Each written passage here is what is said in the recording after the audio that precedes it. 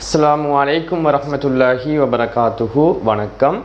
நாம் இன்று தரமட்டு மாணவர்களுக்கு இறுதியாக தசமங்கள் என்ற பாடத்தில் ஒரு தசம எண்ணை இன்னொரு தசம எண்ணால் எவ்வாறு பிரித்து கொள்வது சம்பந்தமாக படித்திருந்தோம்.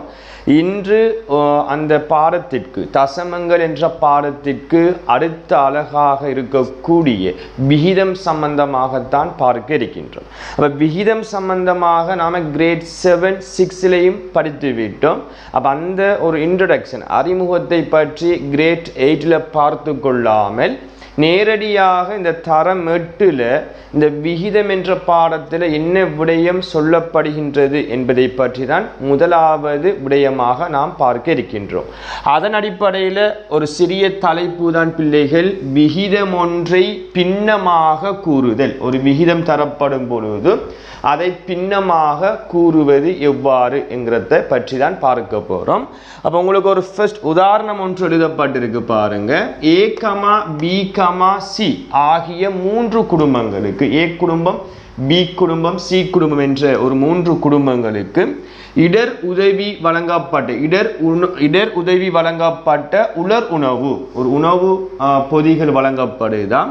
A, Bக்கு C என்ற ஒரு விகிதப்படி 4-5-3 அல்லது 4-5-3 என்றும் வாசிக்கலாம். ஆனால் 4-5-3 என்று வாசிக்க முடியாது. 2 முறையில் வாசிக்கலாம். ஒன்று 4-5-3 என்றும் வாசிக்கலாம், அல்லது 4-5-3 என்றும் வாசித்து கொள்ள முடியும் என்ற விகிதப்படி வழங்கப்படுகின்றது. முதலாவது கேள்வி, ஒவ்வொரு குடும்பத்துக்கும் கிடைத்த உலர் உணவின் அளவை 3 குடும்பங்களுக்கு கிடைத்த மொத்த உலர் உணவின் அளவின் பின்னமாக தருக. அதாவது பிள்ளைகள், இப்போ A, Bக்கு C அல்லது A, B, Cக்கு 4-5-3 என்ற விகிதப்படி பங்கிடப்படுது. இப்போ அவன் கேட்க ஒவ்வொரு குடும்பத்துக்கும், இப்போ A குடும்பம் என்று போட்டு அந்த வழங்கப்பட்ட உலர் உணவு மொத்த பின்னத்தின் என்ன பங்கு என்று கேட்கான். அப்போ மொத்தம் என்று சொன்ன 2-3 கூட்டணும். 4-5-9, 9-3-12.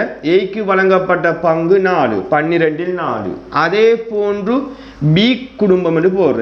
பி குடும்பம் சாமன் மொத்தம் 12 5 பங்கு. அதே போன்று சி குடும்பம் என்று போட வேண்டும். சி குடும்பம் என்று போட்டு மொத்தம் 12 3 பங்கு என்று கிடைக்கும். இவ்வாறு தான் அந்த முதலாவது கேள்விக்கு நீங்கள் விடையளித்து கொள்ள வேண்டும். செகண்ட் ஒன், கூடிய உலர் உணவு எந்த குடும்பத்துக்கு கிடைத்தது? அப்போ முதலாவதாக நீங்கள் எழுதப்பட்ட விடையை வைத்து கொண்டு எல்லாத்துல பகுதி எண்ணும் சமனாக இருக்கும். தொகுதி எண்ணில் எது பெருசோ அதான் கூடிய பங்காக இருக்கும். அதன் அடிப்படையில் உங்களுக்கு பார்க்கும்போது பி குடும்பம் என்று ஆன்சர் கிடைக்கும். பி குடும்பம் என்று கிடைக்கும். இதே போன்று மூன்றாவதை பாருங்கடா. குடும்பம் ஏக்கும் கிடைத்த உலர் உணவு, குடும்பம் ஏக்கு கிடைத்த உலர் உணவு பாருங்க 12-4. குடும்பம் சிக்கு கிடைத்த உலர் உணவிலும் பாருங்க எவ்வளவு கூடியது. அப்ப ஏ குடும்பத்தையும் சி குடும்பத்தையும் பார்க்கும் போது சி குடும்பத்தை விட ஏ குடும்பத்துக்கு அதிகமாக வழங்கப்பட்டிருக்கு. அது எத்தனை பங்கு கூடியது என்று கேட்டால், கூடிய பங்குலிருந்து, அப்போ ஏட பங்கு 12-4 சீனுடைய பங்கு 12-3 கழிக்கும் போது எத்தனை பங்கு அதிகமாக வழங்கப்பட்டிருக்கும் என்கிற விடை உங்களுக்கு கிடைக்கும். அப்போ 2னுடைய பகுதி என்னும் சாமன் ஒரு 12 போட்டு 4-3 போன 1. ஸோ 12-1 என்று விடை கிடைக்கும். அப்போ இவ்வாறு தான் ஒரு விகிதம் ஒன்றை பின்னமாக கூறுவது சம்பந்தமான ஒரு சிறு உதாரணம் பிள்ளைகள். அடுத்த ஒரு விடயம்தான் மிக முக்கியமான ஒரு கேள்வி பகுதி. உங்களோட செகண்ட் டைம் தேர்ட் டைமில் தொடர்ச்சியாக பகுதி 2ல் வரக்கூடிய மிக முக்கியமான ஒரு தலைப்பை பற்றி தான் அடுத்த விடயமாக பார்க்க இருக்கின்றோம். இப்போ அடுத்த தலைப்பை பாருங்க. தரப்பட்ட விகிதத்துக்கு ஏற்ப பங்கிடல் ஒரு மிக முக்கியமான ஒரு கூட்டு வியாபாரம் என்றும் சொல்ல முடியும். அப்படியான சில கேள்விகள் இது பாற்றூல 10 புள்ளிகளுக்குரிய ஒரு கேள்வி பகுதியாகத்தான் வரும் பிள்ளைகள். ஸோ தெளிவாக பாருங்க. ஃபர்ஸ்ட் உதாரணம் ஒன்று எழுதப்பட்டிருக்கு. சுமதி ஒரு குறிப்பிட்ட வருடத்தின் ஜனவரி 1ஆம் தேதி, அப்ப வருஷ ஆரம்பத்தில் வருட ஆரம்பத்தில் முதலாவது நாள் ரூபாய் 10,000 முதலீடு செய்து ஆடை தைக்கும் வியாபாரம் ஒன்றை ஆரம்பித்தார். அதற்கு 2 மாதங்களின் பின், அப்ப ஜனவரியும் இல்லை பிப்ரவரியும் வரல, அப்ப மார்ச் 1ஆம் தேதி என்றும் சொல்லலாம், அல்லது 2 மாதங்களின் பின் என்றும் சொல்ல முடியும். நளினி என்பவர் 12,000 முதலீடு செய்து அதே வியாபாரத்தில் இணைந்து கொள்றார். இப்ப 2 பேர் அந்த வியாபாரத்தை செய்து கொள்றாங்க, சுமதி அடுத்தது நளினி. அப்ப சுமதி போட்ட பணம் 10,000, நளினி போட்ட பணம் 12,000. அப்ப முதலாவது கேள்வி, வருட இறுதியில் இருவரிடையே லாபம் பகிரப்பட வேண்டிய விகிதத்தை காணணும் என்று சொன்னா தெளிவாக பாருங்க பிள்ளைகள். முதலாவது சுமதி 2 டாட் அங்கால நளினி என்று போட்டு விட்டு, சுமதி போட்ட பணம் எவ்வளவு 10,000, அதனுடன் சேர்ந்து தரைய போட்டு இதுல காலம் சேர்க்கப்படுகின்றது. அப்ப ஜனவரி 1ஆம் தேதி. அடுத்த கேள்வி, வருட இறுதி டிசம்பர் 31. அப்ப எத்தனை மாதம் அந்த வேலையில ஜாயின் பண்ணிருப்பாங்கிறத பார்க்கணும். அப்ப ஜனவரி 1ஆம் தேதி ஆரம்பிக்க அந்த லாபத்தை வருட கடைசியிலண்டா டிசம்பர் 31. அப்ப சுமதி என்கிறவ 12 மாதமும் வேலை செய்திருப்பார். என்னென்ன ஜனவரி 1ஆம் தேதி அந்த ஜனவரி 1ஆம் தேதி அந்த வேலையில இணைந்து கொள்றார். அப்ப டிசம்பர் 31 என்று சொன்னா அவட சேவைக்குரிய வேலைக்குரிய காலம் 12 மாதம். ஸோ 12ஆல பெருக்கணும். அப்ப 10,000 தர 12. அதன் பிறகு நளினி என்பவர் 12,000 முதலீடு செய்கிறார். அவ 2 மாதங்களின் பின் வாரா. அப்ப ஜனவரி வரல, பிப்ரவரி வரல. அப்ப ஒரு வருடம் 12 மாதம். 12லிருந்து 2 கழித்தா நளினியினுடைய சேவை காலம் 10 மாதங்கள் என்று வரும். அப்ப இதை சுருக்கினா அதுல இலாபம் பகிரப்பட வேண்டிய விகிதம் வரும். எவ்வாறு சுருக்கி கொள்வதுங்கிறத பாருங்க பிள்ளைகள். ஃபர்ஸ்ட் பணத்தை எடுத்துக்கொள்வோம். 10,000 12,000. 10,000 இருக்கிற 3 சைஃபரையும் 12,000 இருக்கிற 3 சைஃபரையும் வெற்று. அதன் பிறகு 10ம் 12ம் இருக்கு. 10ஐயும் 12ஐயும் மேக்சிமம் 2ஆல சுருக்கலாம்னே. இது 5 முறை என்று வரும், இவர் 6 முறை என்று வரும். அப்ப 5ஐயும் 6ஐயும் சுருக்கி கொள்ள முடியுமா? சுருக்க முடியாது. அடுத்த கட்டம் காலத்தை பார்க்கணும். 12ஐயும் 10ஐயும் 2ஆல சுருக்கலாம், 6 முறை 5 முறை. அந்த 6ஐயும் 5ஐயும் மறுபடியும் சுருக்க முடியாது. அதன் பிறகு 5 தர 6 30, 6 தர 5 30. பெருக்கி வார விடைய சுருக்க முடியுமா என்கிறத பார்க்கணும். 30 ஒரே பெருமானம் என்கிறதால 30ஐயும் 30ஆல சுருக்கினா 1 1க்கு என்று விடை வரும். அப்ப சுமதிக்கு கிடைக்கிற லாபம் 1 பங்கு, நளினிக்கும் கிடைக்கிற லாபம் 1 பங்கு. 2 பேருக்கு சம அளவான இலாபம் கிடைக்கும். அப்ப நீங்க ஒரு யோசிக்கலாம், சுமதியை விட நளினி 2 மாசத்துக்கு பிறகுதானே ஜாயின் பண்றா. இப்ப வார லாபம் எப்படி சமனாகும்ங்கிறத பற்றி நீங்கள் யோசித்துக் கொள்ள முடியும். அப்ப ஏன் லாபம் 2 பேருக்கும் சமனாக வருகின்றது என்று சொன்னா, சுமதி போட்ட அந்த முதலீட்டு பணத்தை விட நளினியினுடைய முதலீட்டு பணம் அதிகம் என்பதனால இந்த இப்படியான லாபம் சமனாக வரக்கூடிய சந்தர்ப்பங்களும் ஏற்படும். இதுதான் முதலாவது கேள்விக்கு ஆன்சர். 2வது கேள்வி, லாபம் பகிரப்பட வேண்டிய விகிதம் கணிடம். 2வது ஒவ்வொருவருக்கும் கிடைக்கும் லாபத்தை காணலாம். வருட கடைசியில அந்த 2 பேருக்கும் சேர்த்து 20,000 லாபம் கிடைக்குது. 2 பேருக்கும் சேர்த்து. அப்ப சுமதிக்கு கிடைக்கும் லாபம், நான் ஷோர்ட் எழுதி கொள்றேன் பிள்ளைகள், நீங்க ஃபுல் எழுதி கொள்ளணும்.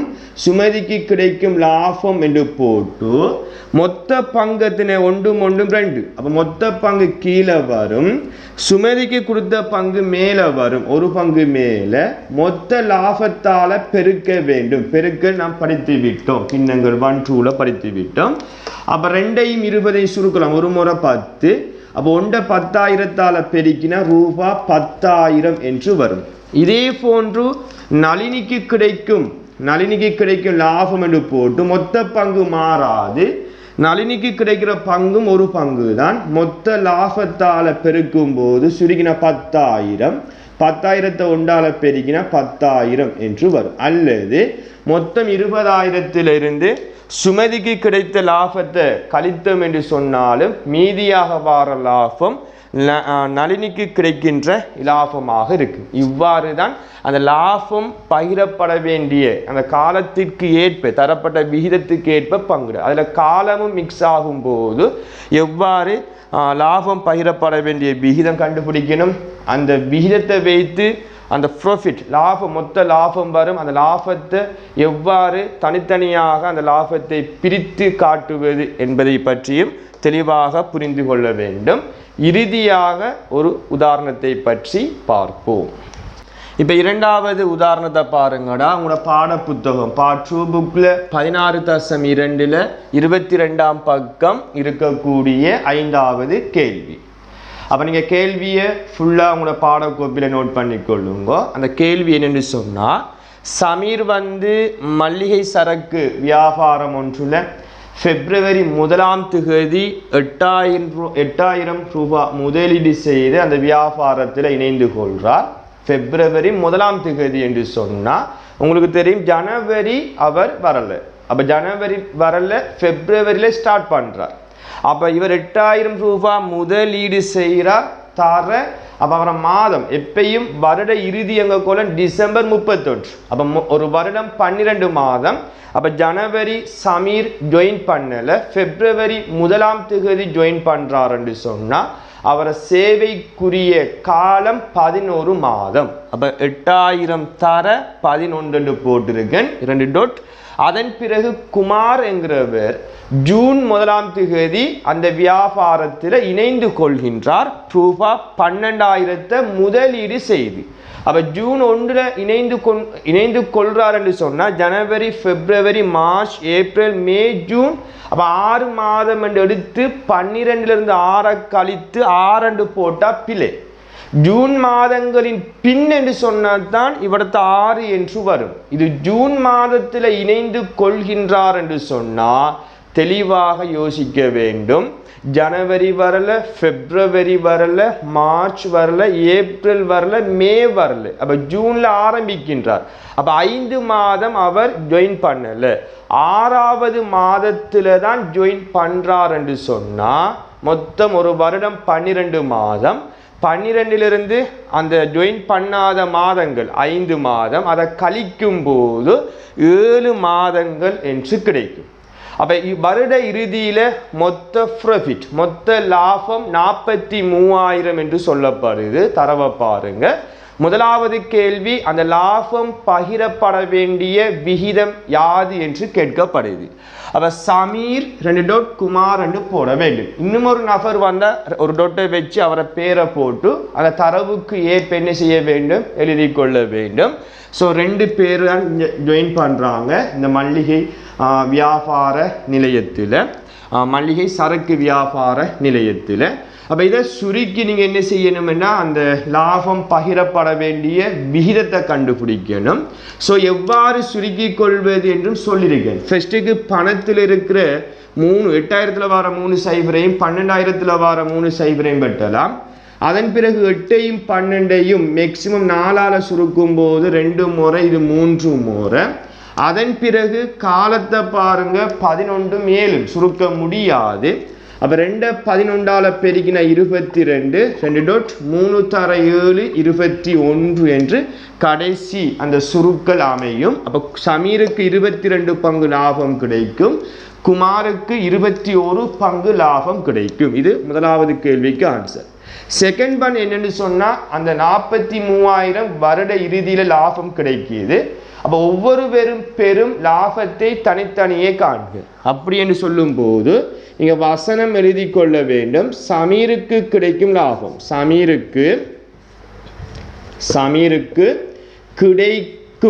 கிடைக்கும் லாபம் என்று போட்டு இல்லாட்டி பணம் என்று போட்டு மொத்த பங்கை கூட்டணும். கூட்டும் போது பாருங்க 22 21 43. அதில் சமீருக்கு 22 பங்கு, கிடைக்கிற மொத்த லாபம் 43,000 என்று சொல்லப்படுது. எப்பயும் சுருக்களுக்கு ஏற்றவாறு தான் கேள்வி அமையும், தசத்தில் பெரும்பாலும் வராது.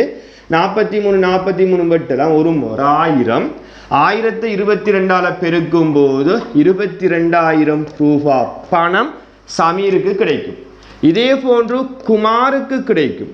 குமாருக்கு கிடைக்கும் லாபம் என்று போட்டு மொத்தம் 43ல குமார பங்கு 21, அந்த மொத்த லாபத்தால் பெருக்கும் போது 43 பெட்டினா 21,000 என்று கிடைக்கும். இது குமாருக்கு கிடைக்கும் லாபம். இந்த ரெண்டு லாபத்தையும் கூட்டும் போது மொத்த லாபம் 43,000 என்று வரும். இதுதான் அந்த லாபம், அந்த காலத்துக்கு ஏற்ப அந்த லாபத்தை பகிர்ந்து வார லாபத்தை பிரிக்கின்ற ஒரு பெரிய கேள்வி இவ்வாறு தான் வரும் பிள்ளைகள்.